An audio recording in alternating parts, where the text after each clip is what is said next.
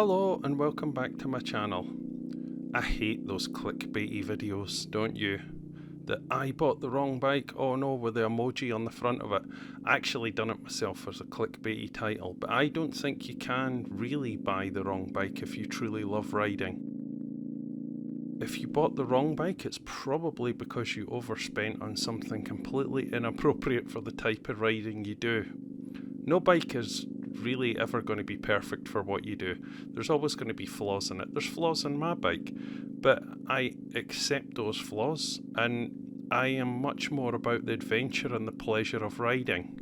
So that's why I would get the same amount of pleasure out of anything. It's nice to be a little bit faster, but how much performance do you really need? At the moment, people just seem more about buying and shopping than they do about the actual joy of riding. They don't really think about the sort of riding they do, and they get obsessed with whatever the latest trend is. There's definitely a trend in bikes, and it'll flash up for about 6 months, and a bunch of people will get involved in it and obsess over it and then buy it. And then 2 years later, you'll find that bike at a massive knockdown price and no one even cares anymore. I do think some people get more into the buying of bikes and showing off with them than they do the actual joy of riding. One of my favourite things is to see old bikes with patina and wear on them, and I think to myself, how many fantastic adventures have they been on? Picnics, camping, days out, biker events, all those things you really love to do on a bike. I would find myself that if I have a bike that's too expensive and too flashy and I'm paying too much for, I don't even know if I can throw it around and enjoy it nearly as much as I do with my one. See, for me, the thing about riding and owning a bike is it's all about the adventures. Meeting people, going to places, having what I consider magical moments when you're out on it. The bike doesn't really make that much difference unless you're obsessed with performance. We're on the roads now, there's cameras everywhere, there's speed traps everywhere, people have cameras in their car. So your opportunity to actually gun it, you're probably going to end up with license losing amounts of points. The real thing about having a bike is the adventures and the relationship you build with it. I find that when you own your bike, it becomes, and this is going to sound a bit weird, it's sort of like your horse, and you take it with you on all these special adventures that you would never do in a car. And they're not really like a regular consumer product. A bike isn't even like anything else. You have a relationship with it, and it comes with you when you tend to have really fantastic times. Every time you go out on the bike, it's like an adventure, and every time you'll meet new people and chat and have great adventures and discover places you wouldn't have normally went and have wonderful days out. Honestly, even soaked to the skin and freezing cold, when you get back and think about it, I still absolutely love the adventure of it. So I came to the idea that bikes are kind of like designer handbags for some men. They pay a fortune for it. They pose with it a few times, and then they trade it for the next one. The best bike you can ever have is the one you own, the one you use for your adventures, the one that you've got a connection with. Some of these more expensive bikes, especially on PCP deals, become like designer handbags. People buy them, pose with them for the summer, and then they trade it in again, which is fantastic for the rest of us that want to buy really nice bikes second hand. But it just blows my mind when I watch people on YouTube. They'll buy a bike and they say, oh, this is my bike forever.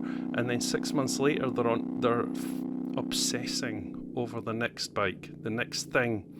And it just becomes an endless cycle of consumption. And I don't think they're enjoying it as much as the guy on the little 125 Honda getting in little camping adventures. I even think, to be honest, that Autotrader has become Tinder for old men. They spend their whole time on it browsing, they watch channels about browsing, then an interesting one comes up and they all obsess about it, and then some of them will get it and trade their bike in, and then for some reason they think it's wrong or whatever. Then they get on to the next obsession, and then it's just this endless cycle that goes on. So whenever I see people buy a bike on YouTube, that it tends to go two ways, doesn't it? One person will get in a huge adventure with it, go to amazing places, meet people, do incredible things, which is my favourite kind of YouTube channel. And there's other YouTube channels where they don't really write that much. They just seem to be buying things. And if they're not buying bikes, they're buying accessories for bikes, and then they spend more time attaching accessories. And then when they've done all that, they trade it in. It doesn't make any sense to me. I think it's so much more of a romantic adventure. If you buy that little second-hand bike, you restore it up to working order, and then you go and have incredible adventures on it. When you think of the history and adventures some of those ancient bikes people have restored, it's incredible. Like couples that ended up getting married and growing old together went out on dates on the bike. Great friendships were born, incredible adventures, people that have passed their life stories on that bike. That's what really should matter, not the latest, newest, shiny thing, not your latest option on Autotrader. It's apparent when you go on Autotrader as well and look, you'll see bikes, absolutely beautiful, loaded with every conceivable, often OEM accessories which aren't cheap, and they'll have like 1,500 miles on them and they're 3 years old. And I just think it's such a shame. Maybe I'm nuts, but it feels to me like they're puppies abandoned at the dog pound and they're just looking for a loving family. Before you get swept up in the next thing and the next thing and the next thing, what you've got to remember is there's kids coming into it now who are working a little part-time job, saving all their money, and then eventually they're able to buy that 125. They'll have incredible adventures they'll take with them for the rest of their life on that 125. They'll maybe meet their future partner. They'll have amazing memories of their youth. And that's what I think about, not someone swapping a 20 grand bike for another 20 grand bike every few months. The level of consumption, and this isn't just bikes, this is just a particular one in bikes, is just completely insane to me. Owning a bike, unlike other things you might buy, is entirely about the adventures. And the best adventures too seem to happen by accident. You'll just go out for a ride and you'll go off the beaten path and you'll get into some sort of incredible adventure. This is the main thing. Whenever someone says to me they want to get into biking, I say to them, it's the adventures you have.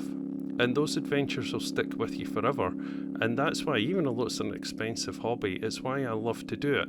I might just set off for an hour, just have an adventure in the countryside, and I'll stop and meet people, and then the weather will change and it'll just be absolutely stunning, and I'll go down some back roads I never knew about. Maybe I'll find an old ruin. It very much feels like a real life adventure. And that's what you build with a bike. You have adventures. That's what it's all about. You don't even have to go huge distances. You can uncover things in your local area on a bike that you would never get to elsewise. That's what it's about, not continually browsing Autotrader for the next thing. And that's why I sort of feel like it's become designer handbags for some men. There also seems to be this insane obsession with specification and perfection as well. People will pore over spec sheets and they'll pay extra money for special editions that have like 2 extra horsepower. They will worry about the brand of brakes on the bike. And to be honest, I'm not a good rider at all. But how many people can push a bike to the sort of limit where any of that even matters? There's no bike you're ever going to buy that's ever going to be perfect. They're always going to have a flaw of some kind. They're always going to need a little bit of modification to suit you. I mean, we're all different shapes and sizes as well. But the important thing to remember is it's not about really going fast. It's about the adventure you have on it. And you're going to modify it to suit yourself. But you don't have to just cover it in OEM shiny parts that don't really do anything. The Spec War is just absolutely insane. The levels of performance you can get, even in relatively cheap bikes, are absolute license losers as well. And at worst, wipe you out. Even the most experienced rider can't plan for everything. Even the greatest skill, you can't plan for everything. So maybe I'm a big feardy, but I always sort of feel that I'll have enough performance.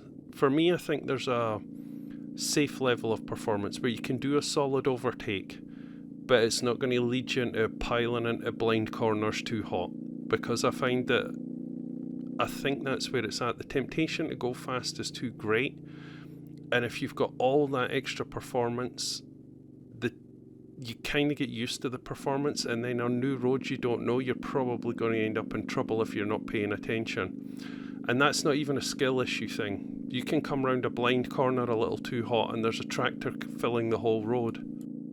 So to obsess over the spec of two different models when both are like in excess of 100 horsepower is just absolutely crazy. And then I see people on videos like, oh, I should have bought this one, or I should have bought that one's got 20 more horsepower or better spec brakes. Honestly, I will never be at the level of skill to even notice like enough of a difference for it to make a difference. Nice to have, but yeah, on our roads, especially these days with the state of our roads and all the cameras watching you, you should be focused more on just having the adventure and building the relationship with your bike more than anything, because that's truly what matters. This continual consumption, this need for specs, it just seems to me like designer handbags. You get a pointless level of overperformance, and then they bring out a new model. There's actually a term for this. It was invented by Chrysler called planned obsolescence. So Chrysler got worried that people weren't buying enough cars, so they made it so every 3 years they would change the headlights, they'd add fins, they'd add a bit more chrome, they'd do something and claim it was a new model, even underneath it's the same one, and then people would think their one was old and out of date and then start obsessing over the new one until they got it. Then every 3 years the cycle would continue, even although if you get a car and maintain it, it should last you about 20 years. There's a term called status anxiety. Because human beings are obsessed with status in their tribe, so to speak, they make displays of status based on buying things, wearing things, peacocking essentially. Alain de Botton wrote a very good book about it, and it explains, I'll give you a really good example. A few years ago in the olden days, clean water was seen as a highly valuable resource. So the reason wealthy people put huge water fountains and stuff in their gardens was a peacocking display of wealth. It wasn't because it's pretty, it's like saying to all the other humans, look at how awesome I am, I can have so much clean water that I can make it into garden decorations. The status anxiety comes through in absolutely everything. This is why manufacturers have so many models of cars. Out of those 20 models, what do you actually need? Or are you obsessing over the model higher because it has higher status? And you know yourself, there's entire brands of car are built upon this. Built upon the next level up, the status symbol. It's also quite a shallow experience, and I think if you're like that, you're never going to appreciate the bike you have. I sort of feel that you would know you truly are a biker and you truly love biking, not just because you rack up the miles, but because you dearly love your bike, because of all the memories and adventures and wonderful things it's brought you. You shouldn't look at your bike and start lamenting how you should have the next model. It's not right, and if you're doing that, you should probably have a think about what you're really getting from it. Are you in it for the right things? Maybe you should try like a small cheap bike, and one of the keys is to try out a whole bunch of different things and find your particular style of riding and the particular theme of bike you like, rather than just swapping them all the time, seeking a status symbol that's never going to leave you fulfilled. Not on the same level as, say for example, you bought a bike and then you restored it and then you took it somewhere and you had a wonderful adventure. I'm so deeply impressed by people who can take bikes that should essentially be scrap and turn them into something beautiful and then use it. Really use your bike, get in adventures, do things, meet people, go to places. That's what it's all about. You know, it's all about the story of the bike as well, because people always lament selling their first bike and they'll start obsessing about buying it again. But it's sort of like that second ice cream. It's never as good as the first ice cream. you love your first bike, not because it was perfect, but because of everything you've done on it, all those wonderful memories. And you can keep the memories forever. You don't need the bike. You can reflect upon all the wonderful adventures you had when you started biking. Whenever I'm out on the bike, I always take some time to be in the moment and really appreciate and love what I'm doing. I'll often speak to old guys when I'm out, not bikers. They used to be bikers. And when they see a bike, you see their face light up, and maybe they're in their 80s. And immediately it triggers all the memories of when they were in their 20s, all the wonderful adventures they had, when they met their wife, and they'll tell you all these stories. And bikes aren't really a form of transport. It's a device that takes you on adventures and gives you new stories for your life. And that's what you have to remember. And if you're obsessing over buying the next thing, or whatever's being hyped at the moment, I don't think you can appreciate the adventure you're having at the moment. Being in the here and now and appreciating your bike and really enjoying it is what really matters. It's why I love a bit of dirt, a dent, a scrape on a bike, because it tells a story. Maybe you went the wrong way down, and I've done this, you go the wrong way down a country lane and then you slowly drop your bike on its side because you were trying to turn round on a rutted road. All these sort of things. And when you look at an older bike and it's got a few of these little dings and marks on it, it always makes me happy, because I think back to those adventures I've talked to these old guys about. There's some guys I've talked to, it's like I haven't ridden in 50 years. They're too old for it now. But they have so much light in their eyes when they talk about the adventures they used to have in their 20s. It's wonderful. And every little scratch, ding and dent on a bike, instead of it just sat in a garage not gaining any miles, getting polished and maintaining value, the true value is in the experience that someone's had with it. We're only here once that we know of, so rather than continually buying things, focus on the here and now. Getting adventures, get a cheap bike, enjoy the moment, savour the experience, because one of the things is lots of people in the world are too afraid to ride bikes, and they'll never enjoy those truly magical moments that you have. And don't worry about what anyone else has got. They could have the latest expensive flashy bike, but are they having the adventures on it? Maybe they are, but their adventure is no greater or better than the guy in the 125 camping in a field. It's about the journey, and it's one of the wonderful things about motorbikes, and it's very much in why I watch certain YouTube channels and not others. And I would expect many people are the same. Although you see these big channels that get loads of views, all it is just the shopping network for motorbikes. All it is just Tinder for old men always looking to trade for the next model. The channels that are best are the ones where people get into proper adventures and really love their bike, and it's treated like their horse, for example. And I think it's wonderful to see, and it makes me so happy to know all the people out there having wonderful memories out on their bike as well.